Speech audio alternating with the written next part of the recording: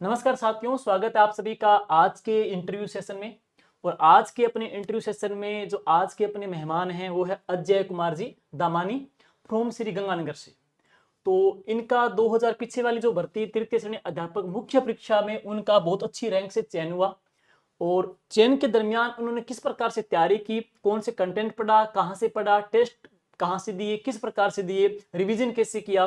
तो एक स्टूडेंट के बीच में जो तैयारी के दरमियान जो बीच में गैप आता है, हम कैसे तैयारी करें, कौन सा कंटेंट पढ़ें, रिवीजन कैसे करें, तो सारी बातों का हम यहाँ पे इनसे पूछेंगे कि इन्होंने तैयारी कैसे की। तो अपने इस प्लेटफॉर्म पे अजय जी आपका हार्दिक स्वागत है। Thank you sir. और थोड़ा सा अपने बारे में बताइए, कौन सी भर्ती में और आप अपने प्लेस के बारे में। मेरा नाम अजय डमानी है, मैं श्री गंगानगर का रहने वाला हूँ।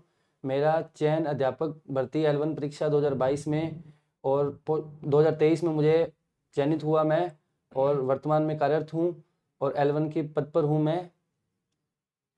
ठीक है जी। तो अब ये जो कंपटीशन आपने फाइट किया, अभी गंगानगर पोस्टेड हो? हाँ जी, गंगानगर पोस्टेड हूँ सर मैं। तो इससे पहले आपने जैसे कंपटीशन लाइन में कब आई थी और कौन सा एग्जाम दिया जी? कंपटीशन लाइन में ये मेरा 2021 का एग्ज़ाम दिया था L1 का, उसमें मेरे 128 थे। 128, ठीक हाँ है। जी, तो उसमें मेरा सिलेक्शन नहीं हुआ था। और अब 2022 में वापस तैयारी स्टार्ट की और 2022 में 9 जनवरी को मैं सूरतगढ़ आ गया। ठीक है जी। हाँ जी, सूरतगढ़ आने के बाद आपके मार्गदर्शन में आप ही के पास रहे और यहीं से तैयारी को अपनी जी। बढ़ावा दिया। तो ये कई साथी थे और पूरा इनका ग्रुप था, उस ग्रुप में काफी सिलेक्ट हुए हैं, सिर्फ एक या दो को छोड़ करके। हाँ जी, हाँ जी, और दो पूरा वो ग्रुप। माइनर पॉइंट से रहे हुए हैं, दो बाकी हम 3 एक साथ सेलेक्ट हो गए। तो आपको ढेर सारी शुभकामनाएं और थैंक यू आगे के सर। लिए बहुत सारी बधाई हो। थैंक तो यू। अपना जो मेन मोटो है, आज का मेन जो टॉपिक है वो ये है कि अध्यापक मुख्य परीक्षा जो होने जा रहा है 17 जनवरी से स्टार्ट है हाँ एग्जाम। जी सर। तो बच्चों के सामने द्वंद्व है, ये है कि ये पूरा बड़ा वाइड पाठ्यक्रम किस प्रकार से कवर करना है, कहाँ से पढ़ना है। तो आप लोगों ने इस चीज़ को फेस किया है, अब आप बेटर बता पाओगे कि आपने कैसे पढ़ा, इसको कहाँ से पढ़ा।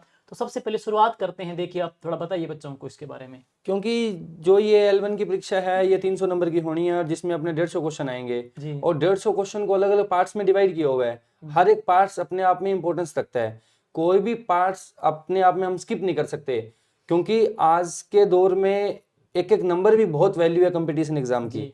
तो इसीलिए हर एक कंटेंट, देखो कंटेंट तो हर जगह मिलता है, लेकिन कंटेंट अपने लिए उपयोगी क्या है सबसे इंपॉर्टेंट बात है, और जो पढ़ने में अपने को सरल लगे वही अपने को बहुत कुछ उपयोगी साबित हो सकता है बिल्कुल और वही हमारे लिए आगे काम आएगा। काम आएगा। तो जिसमें मेन बात होती है कि सबसे पहला है जीके पोर्शन। जीके पोर्शन होता है जो अपना 100 नंबर का पार्ट है। जी, 100 का है। 100 नंबर का पार्ट है जिसमें 50 क्वेश्चन आते हैं। जी। अब उस 50 क्वेश्चन में हमारी हिस्ट्री भी है, कल्चर भी है और ज्योग्राफी भी है। तीनों आ गए। अब तीनों पार्ट्स हैं और तीनों पार्ट्स बहुत अपने आप में बहुत इंपॉर्टेंस रखते हैं, क्योंकि सबसे बड़ा पार्ट यही है। जी। सबसे बड़ा पार्ट इसी एग्जाम का यही है। तो इसके अंदर क्या है कि कल्चर और जियोग्राफी और हिस्ट्री, आप जितने भी एग्जाम देखो कि जितने भी अब राजस्थान भर्ती के अंदर एग्जाम हो रहे हैं सबके अंदर वेटेज इसकी ज्यादा रहती है। बिल्कुल। और सबसे ज्यादा वेटेज रहती है कल्चर की। बिल्कुल। हाँ जी। तो क्योंकि ज्योग्राफी का भी डेटा भी नया डेटा है। भी नया है, कम आ अप रहे डाउन वो डेटा को वो करंट में काउंट किया जा सकता है। हैं। और तो इसीलिए जो भी अपना ये कंटेंट है ये हमने तैयारी की थी, तो हमारे लिए भी ये कंटेंट बहुत नया था, बिल्कुल। क्योंकि हमारी जो भर्ती थी वो स्टार्टिंग में ही हमारे लिए भी कंटेंट नया था, बोर्ड के लिए भी ये कंटेंट नया था, हमारे लिए देने के सभी लिए के लिए। टीचर भर्ती के लिए ये कंटेंट नया था पहली बार के तो लिए। हाँ, मैं बात काटूंगा कि जैसे इनका बैच चलता था तो सारे टीचर्स से नए सब्जेक्ट जुड़े थे, साहित्य टॉपिक नया जुड़ गया, शैक्षिक प्रदर्शन नया जुड़ गया, तो उनको बिल्कुल। पता नहीं, तो हम तो फर्स्ट ग्रेड का जो मैनेजमेंट है वो टॉपिक दे रहे थे और क्वेश्चन जो आया वो बहुत ऊपर ऊपर का बेसिक प्रश्न आ गए। हाँ तो कई चीजें नई थी। हाँ जी, हाँ जी। तो चलिए वो शुरुआत करते हैं अपने हाँ से। जी।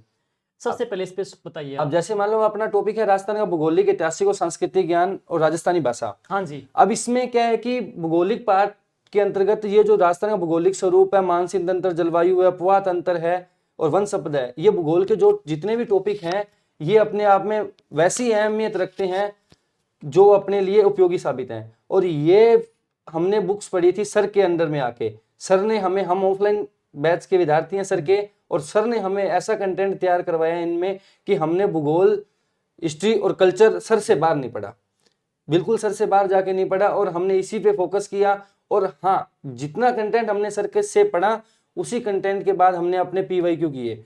इंपॉर्टेंट ये है कि जितना टाइम हमने इन टॉपिक को पढ़ने में दिया ना, उतना ही टाइम हमने इसके PYQ करने में दिया, बिल्कुल। क्योंकि अपना एग्जाम ऑब्जेक्टिव है।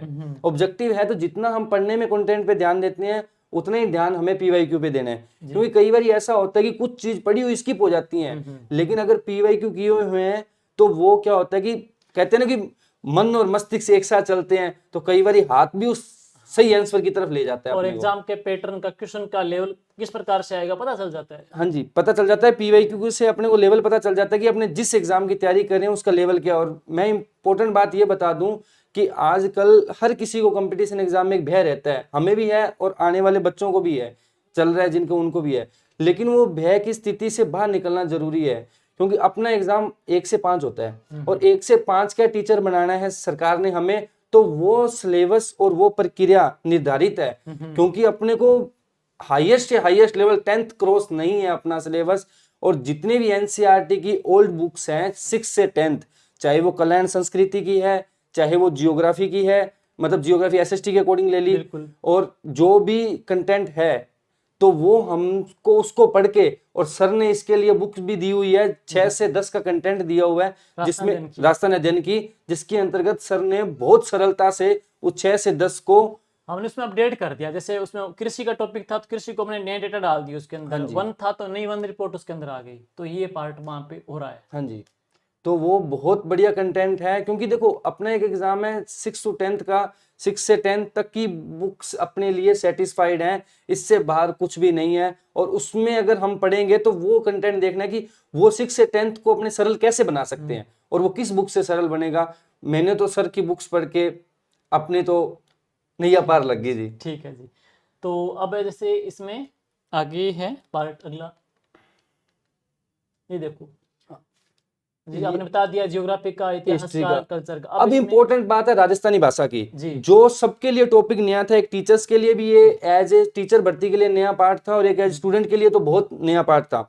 तो राजस्थानी भाषा हमें बहुत प्रॉब्लम आई थी, फेस करनी पड़ी थी राजस्थानी भाषा के लिए, क्योंकि इसका कंटेंट हम लाए तो लाए कहाँ से, और किसी भी टीचर से ये उपलब्ध नहीं हुआ था। फिर सर ने हमें राजस्थानी भाषा के बुक्स के अकॉर्डिंग हमें ये नोट्स उपलब्ध करवाए थे कि राजस्थानी भाषा आपको इस लेवल की ऐसे पढ़नी है, और उसी राजस्थानी भाषा के उतना ही लेवल हमने पढ़ा और वो हमारे लिए उपयोगी कारगर साबित हुआ। राजस्थान में चेंज ये था कि वो जो प्रश्नों की जो भाषा आई थी वो प्योर राजस्थानी भाषा का प्रश्न पूछा गया था। तो अब राजस्थानी भाषा के लिए जैसे अब पिछले एग्जाम को देखते हुए अपने शाब्दिक के मार्गदर्शन में अपनी किताब निकाली है, जिसमें स्कूलों में साहित्य सुजस बुक चलती है 11वीं 12वीं की, वो किताब हो गई, प्लस पीवाईक्यू डाल दिया, और अब के अपडेट जितने भी साहित्य अकादमी का पुरस्कार पत्र पत्रिकाएं वो डाल दी। तो नई किताब अपनी आ चुकी है, आगे फोटो दिखा देंगे। तो वो उसमें बच्चों को, जैसे इनके टाइम प्रॉब्लम आई थी कि कंटेंट मिल नहीं पा रहा था, प्रश्न कैसे आएंगे वो नहीं पता था, अब अपने वो पता है। उसके अकॉर्डिंग शाब्दिक की छोटी सी बुकलेट आई है, मात्र ये 80-90 पेज की है, उसमें कंप्लीट आपका कवर हो जाएगा भाषा साहित्य। अब ये तो हो गया कंप्लीट कितने आपका 100 नंबर का पार्ट। अब अगला पार्ट आ रहा है राजस्थान का सामान्य ज्ञान, शैक्षिक परिदृश्य, निःशुल्क अनिवार्य बाल शिक्षा अधिकार अधिनियम और करंट के संदर्भ में। तो इसमें 80 अंकों का पार्ट है, 40 क्वेश्चन रहेंगे। तो ये इसका बताइए आप। ये सर जो ये राजस्थान का सामान्य ज्ञान है ना, ये सामान्य ज्ञान अपने पहले पढ़ के आ चुके हैं उस पार्ट के अंदर, लेकिन इसके अंदर मुख्य वो चीजें ऐड होती हैं जो करंट के रिगार्डिंग होती हैं। और इसमें मुख्यतः भूमिका करंट अफेयर की रहती है। जैसे मान लो राजस्थान के प्रमुख खिलाड़ी, ये इंपॉर्टेंट चीज है। फ्लैगशिप योजनाएं, फ्लैगशिप योजनाएं और प्रमुख खिलाड़ी में से क्वेश्चन रहेगा ही रहेगा, क्योंकि ये तो करंट के मुद्दे जो चल रहे हैं वो चलेंगे। और उसके बाद राजस्थान में जन कल्याणकारी योजनाएं, क्योंकि सरकार का दिनों दिन बढ़ता जा रहा है जन कल्याणकारी योजना और फ्लैगशिप योजनाओं की तरफ ध्यान है। कौन अध्यक्ष बने हैं, राजनीतिक प्रशासनिक व्यवस्था, तो ये सारा करंट के पार्ट के अंतर्गत आ जाता है सर। और इसके बाद आता है हमारा निःशुल्क अनिवार्य बाल शिक्षा अधिकार अधिनियम और सामने के विषय, पात्रता में भी पढ़ के आए हैं। और इसके लिए सर की प्रमुख बुक है शाब्दी पब्लिकेशन के नाम से शैक्षिक परिदृश्य, निःशुल्क अनिवार्य बाल शिक्षा अधिकार अधिनियम का। राजस्थान में इस बुक ने तहलका मचा दिया। हाँ, बच्चों ने बहुत इसको मतलब जहां ये बुक्स पहुंची और जिस बच्चे के पास ये बुक्स पहुंची थी, उस बुक्स के अलावा मुझे नहीं लगता शायद उस बच्चे ने कोई दूसरी बुक्स पढ़ी होगी। टाइम तो ब्लैक बुक के नाम से आई, ब्लैक बुक के नाम से आई थी। हाँ जी सर।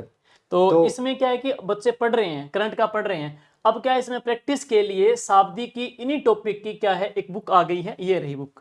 तो इन्हीं टॉपिक की देखिएगा, हाँ, इन्हीं टॉपिक्स की ये बुक आ गई है। इसमें क्या है कि एमसीक्यू दिए हुए हैं, ये टोटल टेलीग्राम पे जितने भी हमने है इसकी डाल दी, डेमो डाल रखी है, टोटल और ये एमसीक्यू डाल दिए इन टॉपिक के, ताकि आपको अपडेट इसका मैटर मिल जाएगा आपको, क्योंकि बच्चे को बहुत ही, प्रॉब्लम रहती है। छोटी सी किताब हाँ है जी ये, बहुत और ही प्रैक्टिस छोटी के सी लिए किताब है बिल्कुल, और कम समय में अधिक कंटेंट पाने के लिए बहुत ही उपयोगी साबित है ये जी। बुक्स।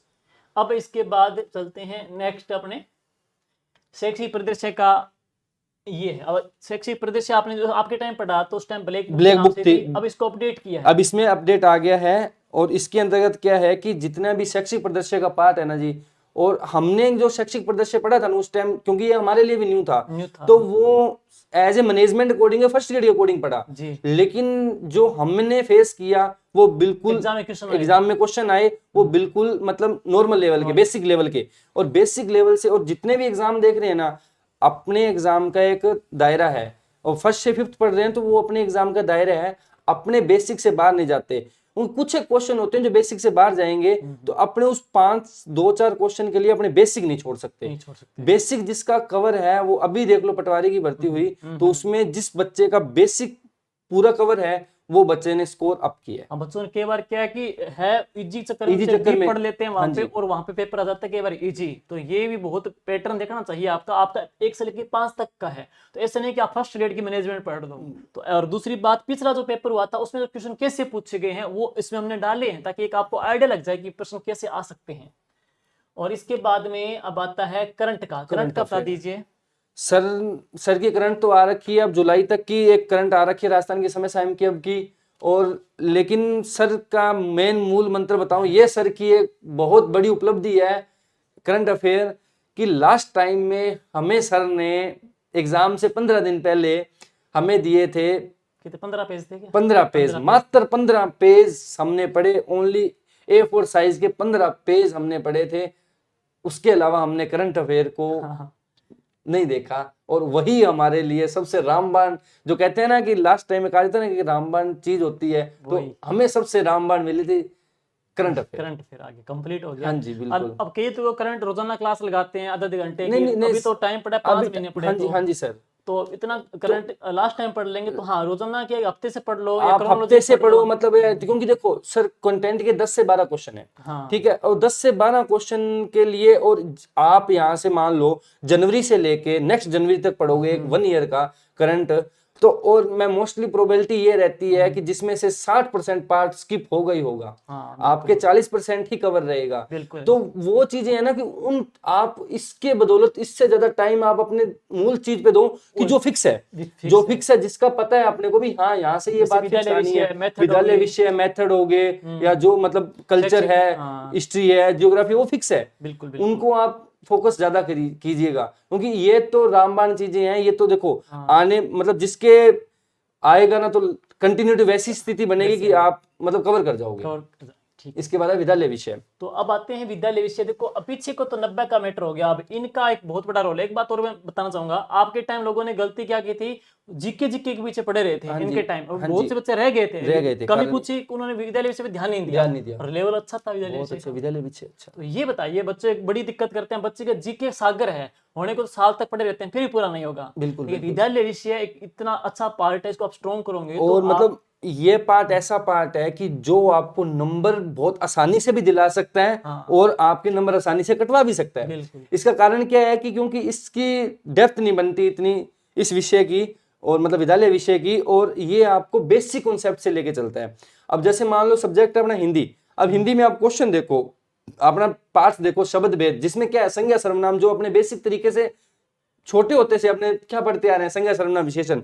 अब उसमें क्या आता है कि नवीन हिंदी व्याकरण आती है कक्षा 6 से 10।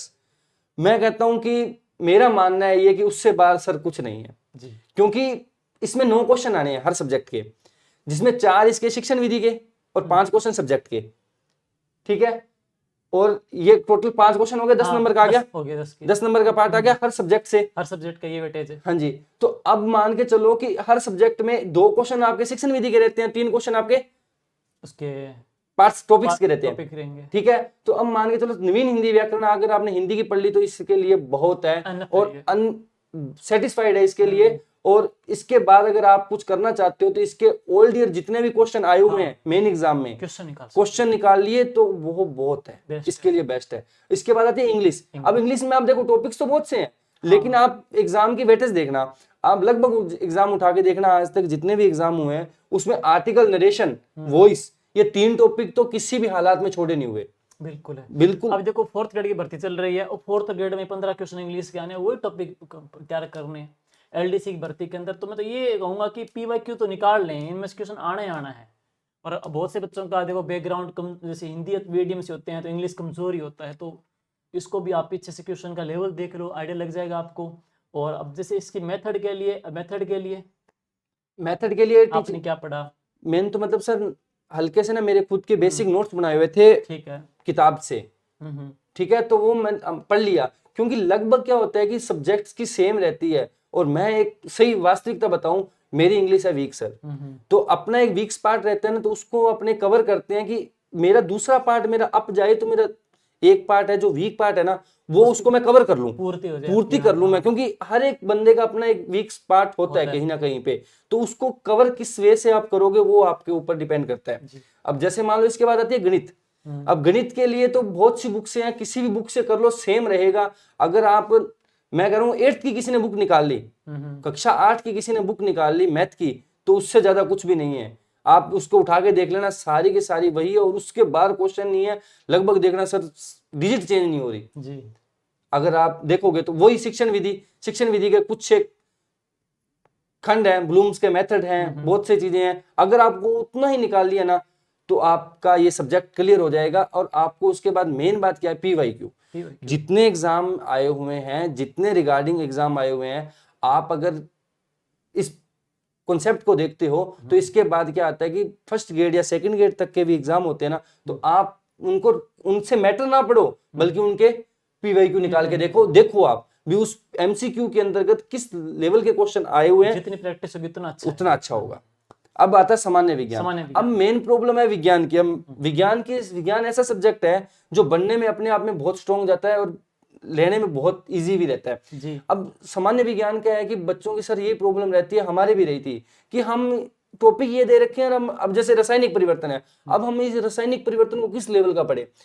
तो एक चीज हमारे दिमाग में स्थायी हो जानी चाहिए कि ये रासायनिक परिवर्तन और जो ये हमारा ये टॉपिक है ना, तो हमारा जो ये बोर्ड ने हमें ये जो दिया है निर्धारित करके मापदंड हमारा, तो वो हमारे कक्षा 1 से 5 तक का है। बिल्कुल है। और जो कक्षा 1 से 5 तक का टीचर है ना, तो हमारे लिए वो टॉपिक 6 से 10 के लिए सेटिस्फाइड है। प्रॉपर साइंस के होंगे, प्रॉपर साइंस 5 से के होंगे, तो प्राथमिक विषय सारे आ जाएंगे, प्राथमिक विषय सारे आएंगे। तो वो सबसे इंपॉर्टेंट चीज है, वो जिसको अपने मतलब आपने कोई भी किताब से आप पढ़ रहे हो, बहुत अच्छी बात है आप पढ़ रहे हो, लेकिन आप उसमें ये देखना कि उसमें 6 से 10 तक का लेवल है या 11-12 क्रॉस कर दिया या ग्रेजुएशन लेवल का डाल रखा है। कि आप अपने लेवल निर्धारित करके ही आप अपनी बुक्स का चयन करें और आप उस कंटेंट को उस लेवल से पढ़ें। ज्यादा क्या है कि नए बच्चे होते हैं ना, तो जैसे कोई टीचर ही पढ़ा रहे हैं तो अपग्रेड बहुत लेवल का पढ़ा रहे हैं, तो बच्चे क्या थोड़े भ्रम में हो जाते हैं। ये सर मेन बात है वही, क्योंकि वो टीचर्स को ही सब कुछ मानते हैं, और टीचर क्योंकि नए बच्चे हैं उनको तो जो कह दिया वही माना जाएगा। हम भी तैयारी कर रहे थे तो हमें भी ये था जिसने जो कह दिया वो ठीक है, लेकिन वो बातें आती है ना जब अगर उस चीज को सीख जाते हैं तो अपने उस लाइन में आ जाते हैं। बिल्कुल भी वो गलती नहीं हो पाती जी। तो इसमें एक तो पीवाईक्यू अच्छे से निकालो। आप सुपरिचर में साइंस थी सेम है, एग्जाम के अंदर एक जो अधीनस्थ बोर्ड का एलडीसी वगैरह में जो भी साइंस है पीवाईक्यू जरूर निकालो, तो इससे आपको एक आइडिया लगेगा प्रश्न किस प्रकार से पूछे। सरफेसली ऊपर का पढ़ नहीं सकता, ऐसा नहीं कि साइंस सब्जेक्ट का टीचर चाहिए उनको, ऐसा नहीं कि इंग्लिश का टीचर चाहिए आपको। तो वहाँ पे क्या प्राथमिक सारे प्राइमरी जो सब्जेक्ट होते हैं ना, उनका कॉमनली बेसिक नॉलेज आपको होना जरूरी है। और अब चलते हैं आगे नेक्स्ट, इसके बाद अगला ये सामाजिक अध्ययन। ये आपके टाइम बहुत बड़ी समस्या आई थी। हमारे टाइम में सबसे बड़ी समस्या थी सामाजिक अध्ययन की, क्योंकि सामाजिक अध्ययन ऐसे देखने में टॉपिक ये लगता था कि जो राजस्थान के संदर्भ में हम पढ़ के आ चुके ना जियोग्राफी को, उसके संदर्भ में देखा जाता था इसको, और इसके किसी भी कहीं पे भी इसके नोट्स उपलब्ध नहीं थे। तो समस्या ये कि बहुत वाइड हो गए, बहुत वाइड है, क्योंकि हर चीज भारतीय संविधान लिख दिया उन्होंने, मिला ही नहीं इसका किसी के अब संविधान वाइड बहुत है। अब वो मतलब उस चीज को अपने को समझना पड़ेगा कि अपने लेवल का फर्स्ट से 5th तो वो भारतीय संविधान में अपने से क्या पूछ सकता है, क्योंकि ये इंपॉर्टेंट चीज है, क्योंकि भारतीय संविधान तो बहुत वाइड है। अब राजस्थान में कृषि है, अब कृषि बहुत वाइड है। अब जैसे प्राकृतिक वनस्पति भारत की वनस्पति तो बहुत वाइड टॉपिक है ये। वन्य जीव सारे लेकिन अलग अपने को ये देखना है कि अपने रिगार्डिंग क्या है, कि अपने को लेवल क्या बन रहा है, तो उसके रिगार्डिंग अपने को वो चीज पढ़नी पड़ेगी। अब मैं बताऊं, हमारे टाइम तो कंटेंट नहीं था, आपके टाइम तो टीचर्स, सभी टीचर्स ने अपना कंटेंट तैयार कर रखा है, अपने बेसिक के अकॉर्डिंग आपके लिए बुक्स बना रखी हैं, पीवाईक्यू के लिए, एमसीक्यू के लिए बुक्स बना रखी हैं। लेकिन सर ने अब इसके अंदर सामाजिक अध्ययन की एक 2-3 महीनों की मेहनत थी इस बुक के ऊपर। ये देखिएगा 2-3 महीनों की मेहनत है, सिर्फ 100 पेज की बुक है ये। उसमें आपकी एसएसटी का एक तो पूरे जो क्वेश्चन उनकी सॉल्यूशन डाला गया है, साथ साथ में टीचिंग जो मेथड है आपके एसएसटी को डाल दी गई है। बिल्कुल, तो उनके टाइम समस्या आई थी, बिल्कुल और पहली समस्या बार थी। नया एग्जाम था, पता नया नहीं एग्जाम संविधान था, कितना कितना पूछेगा। तो अब उसको अकॉर्डिंग देखते हुए, जैसे राजस्थान के संविधान निर्माण में योगदान दे दिया, राजस्थान का लोक प्रशासन क्या टॉपिक है, हाँ जी, इनके टाइम जेंडर बजट का प्रश्न आ गया आ गया था, था, किसने बिल्कुल।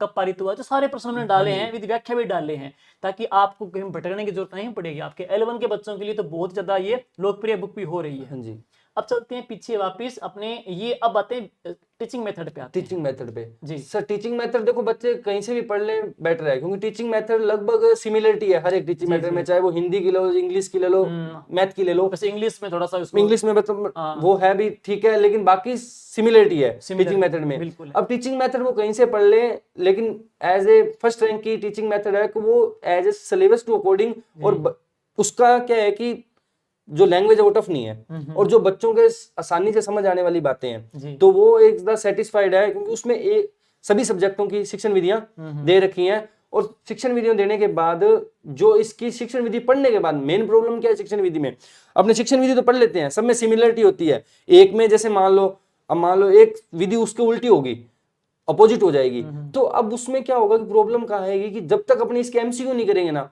तो तब तक अपने उस विधि या उस शिक्षण विधि को, अपने कॉन्सेप्ट को क्लियर नहीं कर पाएंगे। आपके टाइम क्वेश्चन अच्छे लेवल के पूछे थे, C-TET लेवल के क्वेश्चन भी अच्छे आए थे, बच्चे ने गलती करते इसमें, इसको ध्यान देने की जरूरत है। ये कंसेप्ट का सब्जेक्ट है, बिल्कुल अप्लाइड क्वेश्चन भी आते हैं, अप्लाइड क्वेश्चन आते हैं, तभी कहते हैं कि इसको कॉन्सेप्ट तो आपने तैयार कर लिया, पढ़ लिया आपने शिक्षण विधियों को, लेकिन उसके जब तक क्वेश्चन नहीं करेंगे, तब तक वो जो मन का भय भी है ना, भी शायद पता नहीं किस लेवल का आएगा, कैसे बनेगा, इसमें से क्या, मैंने ये टॉपिक पार्ट्स पढ़ लिए, इसमें से क्या बनेगा समझ नहीं आ रहा। जब तक उस लेवल के क्वेश्चन नहीं करेंगे तब तक नहीं है। मैं एक ही कहना चाहता हूं कि मतलब जितना टाइम आप इनको लर्न करने में, मतलब पढ़ने में लगाते हो, उतना ही टाइम आप पीवाईक्यू करने में ही लगाया करो, क्योंकि अपना क्वेश्चन पेपर है ऑब्जेक्टिव, तो उतना टाइम अपने ऑब्जेक्टिव में दें, जितना ज्यादा टाइम ऑब्जेक्टिव में देंगे उतना ही बेनिफिट्स है एग्जाम के लिए। बिल्कुल जी, क्योंकि बच्चों को वहां घबराहट स्टार्ट होने लग जाती है, क्योंकि वो पीवाईक्यू एमसीक्यू नहीं किए होते उन्होंने, तो ये प्रॉब्लम्स क्रिएट हो जाती है। एक टीचिंग मेथड के लिए शाब्दी की बहुत ही शानदार बुक आ रही है, दिनेश जी कारेल और पवन जोशी के मार्गदर्शन में। और इसमें क्या है कि सारे क्वेश्चन, उनकी व्याख्या भी डाली गई है, ताकि बच्चे क्वेश्चन बनेंगे कैसे, ये बहुत इंपॉर्टेंट। और ये 40 अंकों के लिए बहुत ही रामबाण साबित होने वाली बुक रहेगी। छोटी सी बुक आएगी, ये 5-7 दिन में आप आ जाएगी वीडियो अपलोड होने के बाद में। अब आते हैं यहाँ पे शैक्षणिक मनोविज्ञान। ये शैक्षणिक मनोविज्ञान एक ऐसा टॉपिक है कि जो सर अगर इसको देखे तो ये बहुत हार्ड बनता है। अच्छा। और अगर इसको संजोया जाए बेसिक कॉन्सेप्ट से तो ये बहुत इजी पार्ट्स है। तो जितना अपना बेसिक पात्रता में बच्चों ने पढ़ भी लिया है, पात्रता में पढ़ा भी हुआ है, अब आपको पता भी है किस चीज की है। कुछ एक टॉपिक है जिनमें से क्वेश्चन बनना ही बनना, जिनमें से क्वेश्चन होगा ही नहीं, दूर जाएगा नहीं। अब अधिगम के सिद्धांत से क्वेश्चन रहेगा ही रहेगा, बिल्कुल है, क्योंकि कुछ एक टॉपिक है कि जिनमें से क्वेश्चन रहना ही रहना है। बाल विकास का क्वेश्चन रहेगा ही रहेगा। मतलब कुछ एक बुद्धि का लगभग मैंने जितने एग्जाम देखे हैं उसमें एक सबसे इंपॉर्टेंट क्वेश्चन हार्वर्ड गार्डनर का बहुबुद्धि का सिद्धांत, वो कहीं नहीं जाता, हर बार कहीं ना कहीं घूम फिर के वो क्वेश्चन जरूर आता है। तो ये अपनी एक बेसिक चीजें हैं कि जिनको पता होता है कि अपने उन चीजों को नहीं छोड़ सकते। और अगर अपने बेसिक कॉन्सेप्ट से देखें तो अपने सीखवाल की बुक जो एज ए बच्चों को कंटेंट में इजी वे से दिया हुआ है, जिसमें बच्चा चाहे तो उस बुक को एक बार नहीं, दो बार नहीं, 3-4 बार आसानी से पढ़ सकता है, क्योंकि वो ऐसी चीज है। और उसके बाद उसी के अंदर आपको उसी के पीछे क्वेश्चन भी दिए हुए हैं, तो आप उसके साथ क्वेश्चन भी कर सकते हो। ठीक है। और बाकी जो आप जहीं से भी आप क्वेश्चन कर रहे हो, पढ़ रहे हो, तो पढ़ो कई मर्जी से, वो आपकी इच्छा। लेकिन आप अपना कंटेंट देखना कि जो ये कंटेंट मेरा डाला हुआ है वो लेवल किसका है, किस लेवल का है। क्योंकि सेकंड ग्रेड वाले भी तो यही चीज पढ़ रहे हैं, फर्स्ट ग्रेड वाले भी तो यही चीज पढ़ रहे हैं, और अपने थर्ड ग्रेड वाले भी यही पढ़ रहे हैं, L1 वाले भी वही पढ़ रहे हैं और L2 वाले भी वही पढ़ रहे हैं। डिफरेंस कहाँ आएगा? तो टॉपिक तो वही है, टॉपिक लेवल का ही है, क्वेश्चन तो वही है। और एक इसके बाद समय सैमकी के बाद अगर कोई रामबाण चीज है तो वो है सूचना तकनीकी, ICT। आईसीटी जो हमारे टाइम था क्योंकि 10 अंक बहुत बड़ा बहुत विज्ञान है। इंपॉर्टेंट थे, क्योंकि हमारे टाइम ने हमने बहुत सी किताबें देखी, हाँ। बहुत से कुछ देखा, लेकिन हमें वास्तविक कंटेंट नहीं मिला। हम्म। नहीं मिला तो हमने सर से हमने रिक्वेस्ट की बहुत ज्यादा कि सर हमें सूचना तकनीकी का मैटर चाहिए, आप कैसे भी करो। सर को बहुत मेहनत लगी सूचना तकनीकी मैटर बनाने की, और सर ने एक छोटी सी बुक बनाई है सूचना तकनीकी की। छोटी सी बुक का इसमें स्कूलों में चलती है, पहली से लेकर के किताबें, वो बने कक्षा 1 से लेकर 10 तक स्कूलों में जैसे आप पढ़ाते हो, बस। पहली से स्टार्ट होती हाँ है, जी। 10 तक की किताबों का सार निकाला छोटा सा। और वो ये सबसे रामबाण है, जिस प्रकार मैंने बताया ना कि करंट अफेयर सर ने एक रामबाण वो 10 पेज में, मात्र 15 पेज में दिया। अब वो ये विगत एग्जाम में पूछेगा, प्रश्न डालेगा। अब इनके तरह जैसे इन्होंने बताया कि ऐसे नहीं कि वहां पे कंप्यूटर टीचर का पेपर ले रहे हैं तो उस लेवल का आपसे पूछेगा, हाँ जी, वहाँ बेसिक जानकारी, बेसिक जानकारी भी कंप्यूटर के बारे में, कंप्यूटर के क्या चीज है वो है, बेसिक बेसिक क्वेश्चन है। ये है। तो और तो ये किताबें हैं जी, राजस्थान दिन हो गया, शैक्षिक परिदृश्य, और ये राजस्थान भाषा साहित्य ग्रंथ की। अब जैसे किताबें बच्चों ने पढ़ ली, अब आप बताइए आपने एग्जाम तक कितना बार सिलेबस आपने कवर कर लिया? कम से कम 3 बार सर। 3 बार सिलेबस कवर कर लिया। बिल्कुल सर, कम से कम 3 और बार। टेस्ट सीरीज टेस्ट सीरीज का एक मैं सवाल करूँ हाँ जी, कि बच्चे जैसे कि अभी स्टार्ट किया, उनका सिलेबस चल भी रहा है और हाँ उसी टाइम टेस्ट सीरीज ज्वाइन करते हैं, तो बच्चे पूछते भी कि सर उसी टाइम करें या बाद में करें, तो आपने किस प्रकार से मैं स्टार्ट कहता हूँ की और सर किस टाइम क्या टेस्ट होता है सीरीज कि ज्वाइन किया ये आपने? मतलब टेस्ट सीरीज होता है ना, जैसे मान लो मैंने जो तैयारी की, तैयारी के 2 महीने बाद ही टेस्ट सीरीज का आगमन था, चल रहा था। ठीक। टेस्ट सीरीज हम साथ साथ देते थे। टेस्ट साथ- सीरीज का मतलब ये नहीं है कि आपकी रैंक आनी है, हाँ, या ये मतलब जरूरी है। आपका मतलब ये वो चीज नहीं होती। अपने आज के टाइम में ये देख रखा है कि टेस्ट सीरीज का मतलब लेते हैं रैंक से। रैंक सब कुछ नहीं है, रैंक जरूर नहीं है। क्योंकि टेस्ट सीरीज का मतलब होता है कि आपने जो पढ़ा, आपने जो पढ़ लिया, आपने उसको कितना आउट इनपुट तो आपने ले लिया, आप आउटपुट उसका कितना दे पा रहे हो, सबसे इंपॉर्टेंट है टेस्ट सीरीज का वो। टेस्ट सीरीज का मतलब ये होता है जिसके मार्क्स कम आ रहे हैं ना, तो मैं कह रहा हूँ बहुत अच्छी बात है, क्योंकि उसका कारण क्या है कि जिसके मार्क्स कम आएंगे तो वो उस चीज से सीखेगा कि मैंने मेरे इस टॉपिक्स में, इस पार्ट में मैंने क्या गलती की, नंबर कहाँ कटे? गलती कहाँ की, और इस गलती का नेक्स्ट टाइम सुधार होना ही टेस्ट सीरीज का मेन उद्देश्य यही है। मेन उद्देश्य है टेस्ट टेस्ट सीरीज का मेन उद्देश्य रैंक का उद्देश्य नहीं है। टेस्ट सीरीज का मेन उद्देश्य है कि मेरे में सुधार कितना हो रहा है। एक शेड्यूल शेड्यूल बना हुआ है, शेड्यूल के अकॉर्डिंग मैं वो चीज पढ़ रहा हूँ, पढ़ तो रही हूँ मैं, मेरे को सिलेबस मेरे सामने है, लेकिन मैं उस शेड्यूल के अकॉर्डिंग जो टेस्ट सीरीज दूंगा वो मेरे को टेस्ट सीरीज एक शेड्यूल वाइज मिलेगी। भाई मेरा इस शेड्यूल के अकॉर्डिंग मेरा ये टेस्ट होगा, तो मैं उस शेड्यूल में, उस पार्ट्स में अगर मैं वो क्वेश्चन अटेम्प्ट करता हूँ तो मेरे को टेस्ट सीरीज ये भी सिखाती है कि मेरे एक जो पेपर है वो नेगेटिव मार्किंग है, कि मेरे को अटेम्प्ट कितने करने हैं और स्किप कितने करने हैं। क्यों कई बार क्या होता है कि इजी पेपर देख के अपने अटेम्प्ट 140 क्रॉस भी कर जाते हैं, तो वो चीज जितना इजी पेपर आपने को दिखता है तो गलती उतनी ही ज्यादा करवाता है।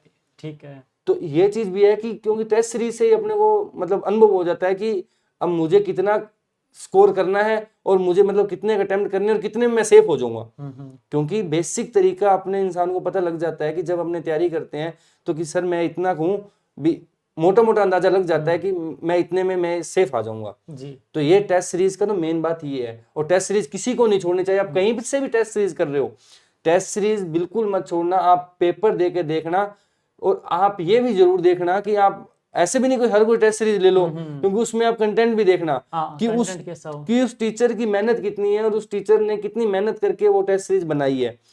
क्यों आजकल क्या होता है कि बने बनाए क्वेश्चन है सीधे छाप दिए जाते हैं, तो वो टेस्ट सीरीज क्या, आप उस टेस्ट सीरीज का कंटेंट भी देखना, और जो सर टेस्ट सीरीज बनाते हैं उसमें कंटेंट देखना, उसके पीछे मेहनत क्या, और उसके क्वेश्चन की कंटिन्यू टेस्ट इनके ज्वाइन थी तो टेस्ट सीरीज का बहुत अच्छा रिजल्ट, बहुत अच्छा रिजल्ट, बिल्कुल सर बहुत अच्छा रिजल्ट रहा है। टेस्ट सीरीज से हमें समझ आया था कि हमने कितने करने कितने नहीं करने। बार अपने L1 में 200 प्लस बच्चे सिलेक्ट हुए और इस बार अपने 3 टेस्ट सीरीज कंप्लीट हो गई है। अभी 7 सितंबर से एक नई टेस्ट सीरीज और आगाज कर रहे हैं, चौथी टेस्ट सीरीज, और ये 30 नवंबर तक चलेगी, और इसके बाद एक लास्ट 7 फुल टेस्ट कराएंगे बस। तो 7 तारीख से एक नई टेस्ट सीरीज का आगाज होगा जो कि L1 L2 दोनों के लिए रहेगी। और कुछ आपके बारे में बताना चाहिए एग्जाम के बारे में, और किस प्रकार कॉन्फिडेंस रहे? कॉन्फिडेंस सर ये बात है कि देखो पढ़ रहे हो, तैयारी कर रहे हो, टेस्ट सीरीज भी ले लिया आपने, टेस्ट सीरीज में आपने रैंक भी सुधार ली, आपका बढ़िया चल रहा है। एक बात याद रखना, क्योंकि आज के एनवायरनमेंट के देखते हुए आप अपना सर्किल बहुत अच्छा रखना, इंपॉर्टेंट बात है सर्किल की। आपके टाइम इनके टाइम ये एक्टिव रहते, मतलब जो भी कोई टॉपिक कराया, जो भी डाउट है, मतलब क्लास में भी डाउट दूर करना, ये फर्क है। इनका फ्रेंड सर्किल अच्छा था क्योंकि हमारा क्या था, देवीराज जी थे, अरविंद जी थे, ये थे, और कई साथी थे, कुछ लड़कियां थी, सारे सिलेक्ट हुए बैच में से। तो हमारा सिस्टम क्या था कि सर अगर हम यहाँ से मतलब क्लास लेके चले गए ना, तो उसके बाद हम अगर किसी को भी डाउट होता था, हम डाउट क्लियर क्लास में रखते थे, क्योंकि आप क्लास के बीच में अगर कोई डाउट करेंगे तो वो डिस्टर्ब होती है। तो क्या होता था कि हम अपने डाउट्स रखते थे कि सर आपसे नेक्स्ट टाइम जल्दी अर्ली जाके हम वो डाउट्स को क्लियर करेंगे। तो डाउट्स हम सब बैठ के मिलाते थे कि हाँ वास्तव में कोई डाउट्स है या भी सब सिर्फ मेरे को ही लग रहा है, भी वास्तविकता ये है कि सिर्फ मेरे को याद नहीं है, भी मेरे को लग रहा है। तो हम फिर उसके निष्कर्ष पे जाके हमें लगता था डाउट है, वो आपसे क्लियर भी करते थे। और फिर आप भी कहते थे फिर आप डाउट्स बहुत लाते हो।